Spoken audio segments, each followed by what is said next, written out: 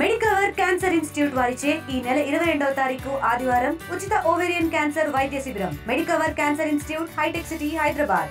NDA పక్ష సమావేశం ముగిసింది. సమావేశం నుంచి ఎమ్మెల్యేలందరూ బయటకు వస్తున్నటువంటి పరిస్థితి. ప్రస్తుతం మనతో పాటు మాచర్ల ఎమ్మెల్యే జూలకంటి బ్రహ్మారెడ్డి ఉన్నారు. సార్ చెప్పండి, సమావేశంలో చంద్రబాబు మీకు ఏం చెప్పారు? మన 100 రోజుల పరిపాలనలో మనం ఏ విధంగా ప్రజలను ఆదుకున్నాం, పెన్షన్ మొదలుకొని అనేక కార్యక్రమాలు మనం ఏ విధంగా ముందుకు తీసుకెళ్ళామని చెప్పేసి విషయాల్ని ప్రజలకు వివరించాల్సిందిగా చెప్పారు.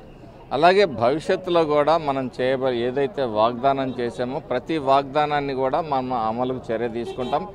రేపు రాబోయే దీపావళి నుంచి కూడా గ్యాస్ సిలిండర్లు ఉచితంగా ఇచ్చే కార్యక్రమాన్ని కూడా శ్రీకారం చుట్టబోతున్నామని చెప్పేసి చెప్పడం జరిగింది.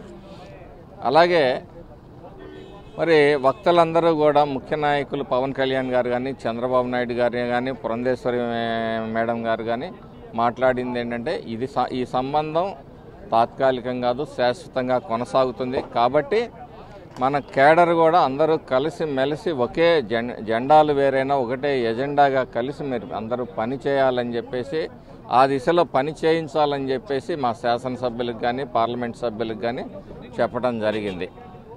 అంటే ప్రధానంగా చూసుకున్నట్లయితే 20వ తారీఖు కాడి నుంచి ప్రతి ఎమ్మెల్యే కూడా నియోజకవర్గంలో ఇంటింటికి తిరగాలని చెప్పారు. అంటే దీని కాన్సెప్ట్ ఏం చెప్పారు మీకు?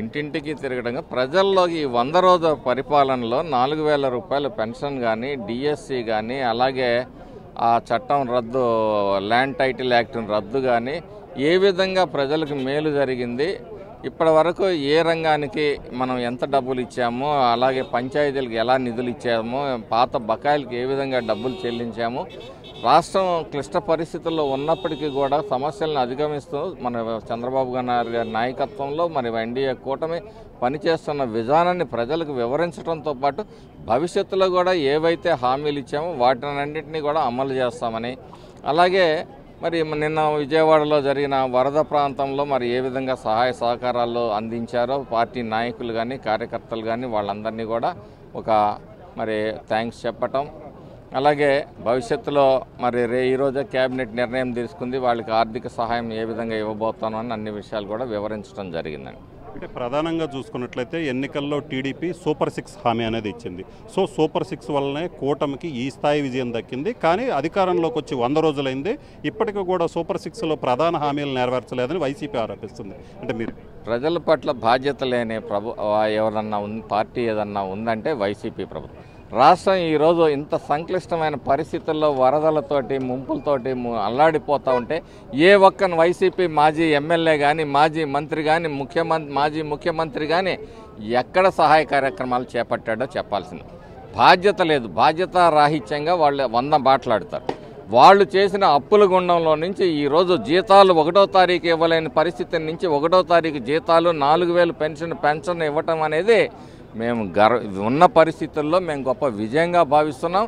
భవిష్యత్తులో ఈ రాష్ట్ర ఆర్థిక పరిస్థితిని చక్కదిద్దాల్సిన బాధ్యత, వాళ్ళు చేసిన తప్పుల్ని సరిదిద్దాల్సిన బాధ్యత ఇవన్నీ కూడా చంద్రబాబు నాయుడు గారు ఎన్డీఏ కూటమి మీద ఉన్నాయి.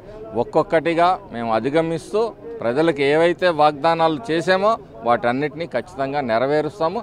అదే మా నాయకుడు ఈరోజు మాకు చెప్పారు, మేము కూడా అదే చెప్తా ఉన్నాం. అంటే మీరేమో ప్రజలకు ఇచ్చిన హామీలన్నీ నెరవేర్చారని చెప్తున్నారు. ఒక పక్క జగన్మోహన్ రెడ్డి అయితే మాత్రం టీడీపీ నేతలు కక్షపూరితంగా వ్యవహరిస్తున్నారు, వైసీపీ నేతల్ని అక్రమంగా అరెస్టు చేసి జైల్లో పెడుతున్నారు, మేము అధికారంలోకి వస్తే అదే జైళ్లలో టీడీపీ వాళ్ళని పెడతామని చెప్పారు. ఏమంటారు? ఈయన అధికారంలోకి వచ్చేది లేదు, ఈయన జైల్లో ఉండటం మాత్రం ఖాయం. మళ్ళీ ఈయన అధికారంలో రావటం అనేది ఏమి లేదు. ఈరోజు వైసీపీ పరిస్థితిని మీరు చూస్తూ ఉన్నారు.